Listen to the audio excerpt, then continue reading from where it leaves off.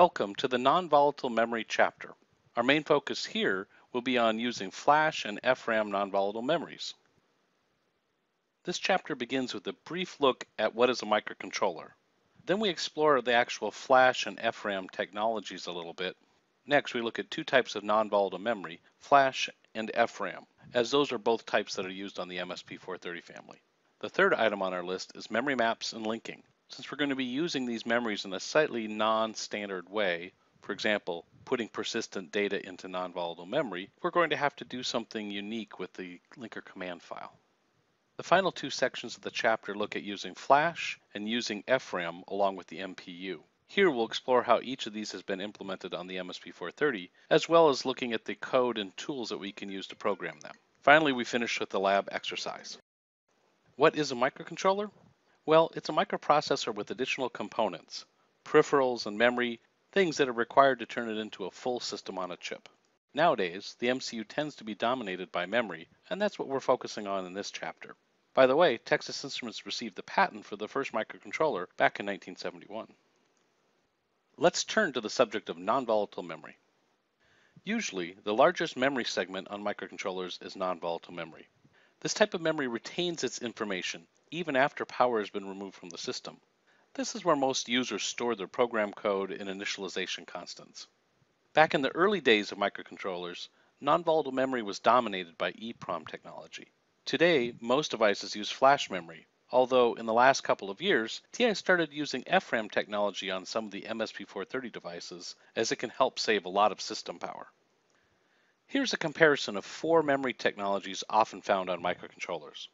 While most of them use SRAM for variables and temporary storage, they also require one of the other three to provide persistent storage. Four things really make FRAM ideal. It uses significantly less power, especially for memory writes. By the way, the numbers shown here are for writing a 13K block of data. 2, you can also write data significantly faster with FRAM. 3, just look at that endurance number. I don't think we've actually worn one of them out yet. And finally, 4, it's just so darn flexible. Since you can read and write to it as easily as SRAM, you can use it for either purpose, storing program code or temporary variables. The low power, high speed writes of FRAM are natural for many applications. But we've even seen folks choose FRAM based devices because it speeds up their production lines. That is, they find themselves spending a lot less time per unit burning the firmware into their microcontrollers. Oh, and if you want to do firmware updates wirelessly to a remote system, the low power writes are critical to making your batteries last a long time. On the other hand, the big benefit for flash is that you can read it up to the full speed of our fastest msp430 devices. Up to this point in the workshop, we haven't needed to know anything about memory or the tools pertaining to memory. We've been able to get by using the default linker command file provided by TI for each of our msp430 variants. Though, if you want to start using non-volatile memory to store persistent data, we'll need to understand a few details of how information gets stored into specific memory locations. In other words, we need to learn a little bit about how linking works. Talking about memory, let's take a quick look at where most folks store their information. As shown here, most users put their program into main memory. That is, main flash or main FRAM. As we said previously, SRAM is where most of our volatile data goes, such as variables on the stack and so on. Finally, the info blocks, A, B, C, and D, were provided for storage of persistent data, things like calibration constants and the like. These are just common suggestions though. As the architecture doesn't place any limits on where things can reside, you can put them anywhere in defined memory space. Of course, as we just got done saying, you have a lot more flexibility on the FRAM-based devices. Still, these suggestions are a good place to start. What are code sections? To understand sections, let's start by looking at a short, simple C program. Notice how the different parts of the program in this diagram are color-coded differently. The global and static variables, shown with blue, need to be stored in volatile RAM-like memory, whereas the code and C initialization values, shown in gray and pink respectively, need to be stored in ROM-like non-volatile memory. Finally, we threw in a printf for good measure, even though a real-world program wouldn't use such a thing. Note though that standard I/O routines require sizable RAM-like buffers. As compilers and assemblers generate code from C files, They break your code down into these various groupings, which are called sections. There are even common default names for each of these sections of your program.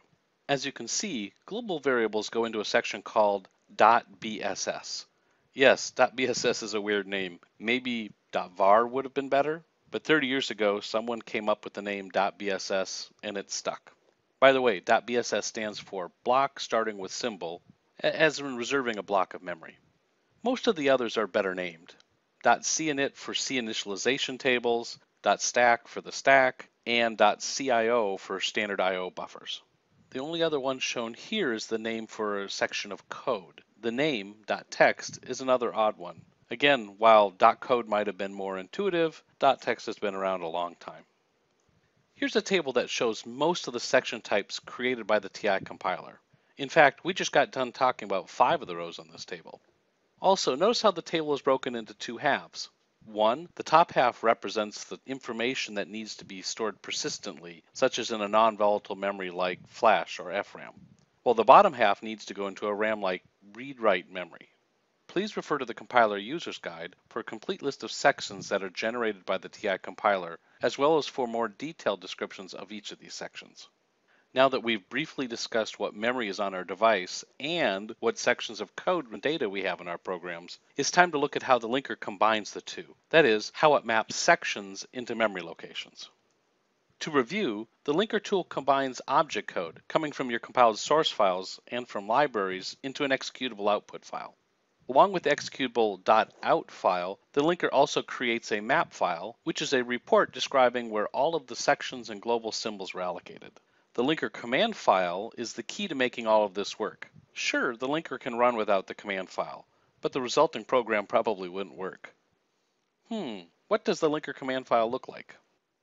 The linker command file shown here is a simplified version of the default file provided by TI for each of its msp430 devices. From this, we hope you can get a basic understanding of how it works. Linker command files mostly consist of 2 parts. One, a description of the available memory, that is, what memory can the linker allocate stuff to. Notice how the one on this page matches our F5529 memory map. 2, the sections part of the linker command file tells the linker where to put each section. For example, this file tells the linker to place the .bss section, that is the global variables, into RAM. Likewise, the code, which is the .text section, has been linked into Flash.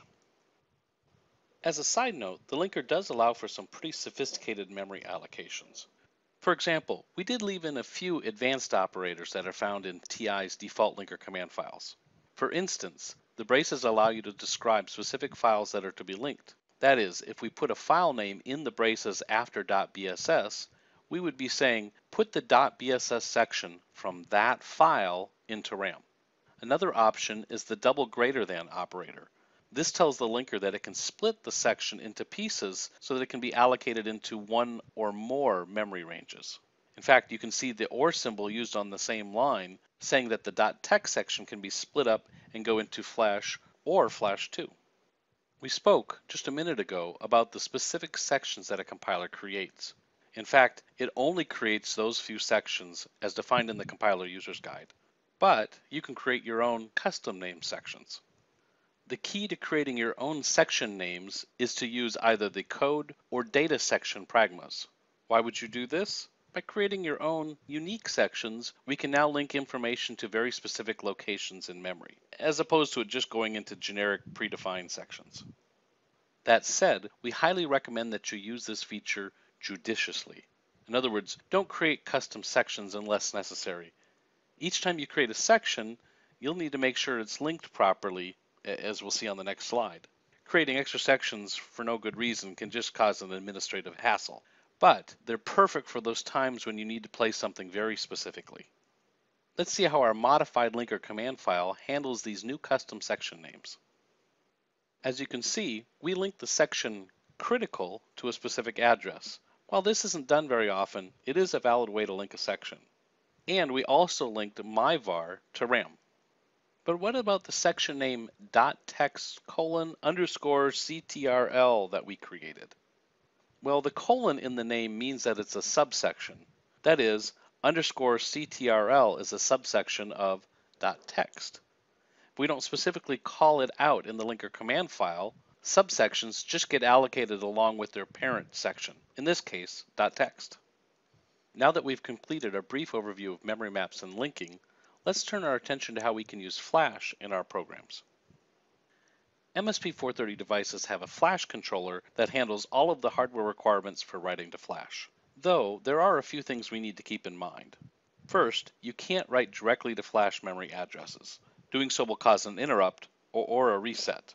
Instead, you need to follow a procedure for writing to Flash memory. Oddly enough, writing to Flash only writes zeros. Before you can write, you actually need to erase the Flash, which writes the ones. Finally, you have to erase a whole Flash segment at one time, even if all you want to do is write a byte. On that note, this diagram shows the Flash segment sizes for the F5529. Except for the info memories, which are 128 bytes long, the segment sizes are 512 bytes. Driver library makes Flash relatively painless to use. It wraps up the procedure and all the difficulties into a few easy-to-call API functions. We've highlighted 3 functions here that we'll see in the code on the next slide. As an example, say we wanted to write some calibration data to info.c. We'd use 3 driver library functions to do this. 1, to erase the Flash. 2, we want to make sure that it's been erased properly. And finally, 3, we use the Flash write functions to write the data itself. Thankfully, this function takes care of all the nitpicky rules needed for writing to Flash. What about using FRAM? Like Flash, there's an FRAM controller that handles the reading and writing of the actual FRAM memory. Unlike Flash, though, we don't need any fancy driver library functions to read and write to memory. Remember, it's just like accessing SRAM. Here's a simple but typical use of FRAM. Because we can use it for variable data, we might see it being used for 3 different things. 1, program code. 2, constant or non-volatile data, as well as variable data. So far, this looks great. FRAM provides us with this great flexibility, but looking more closely at this, what could go wrong? If you said to yourself, what happens if there's a stack overflow? You're on the right track. The real problem is, if FRAM is so easy to write to, what prevents accidental writes into my program code addresses? Thinking of this, the idea of a stack overflowing is the first thing that comes to most people's minds. But of course, there are other reasons for accidental writes. Why wasn't this a problem with Flash? Well, because, as we just said, any direct writes to Flash can cause an exception. That's not the case with FRAM. So then, how do we solve this problem? We use the memory protection unit, also known as the MPU, that TI has added to its FRAM devices. In this way, we can protect our code. Basically, the MPU lets us segment the FRAM into 3 parts. We can then apply read, write, and execute permissions to each segment, as shown here. By default, the FRAM is set up as one segment that has all the permissions. But it's easy to configure the MPU. It has 2 registers in which you specify the address boundaries between each segment. So, the MPU watches each access to FRAM and prevents any unauthorized access. If an incorrect access is attempted, the MPU throws an interrupt or a puck reset.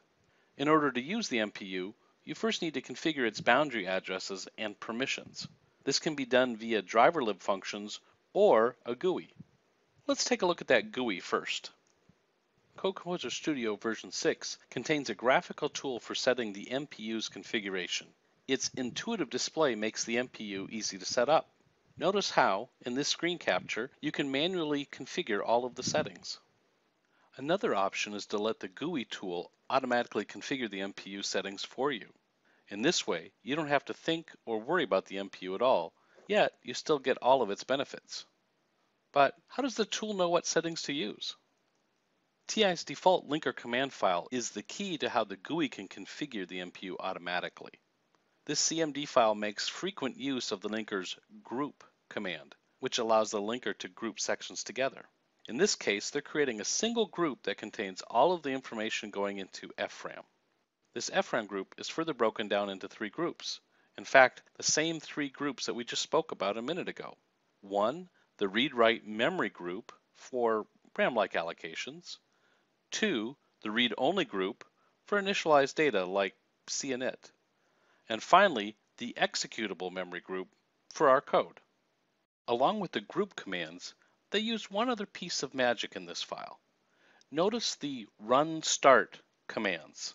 These create global symbols that correlate to the first address in each output section. In other words, these run start commands create 3 global variables that we can use in our programs, one for each of the 3 groups we just listed. This makes the GUI's job easy. It just assigns 2 of these symbols to the memory segment registers and voila, it all automatically works. And if you want to manage the FRAM initialization manually, that is in your own code, let's look at an example of that.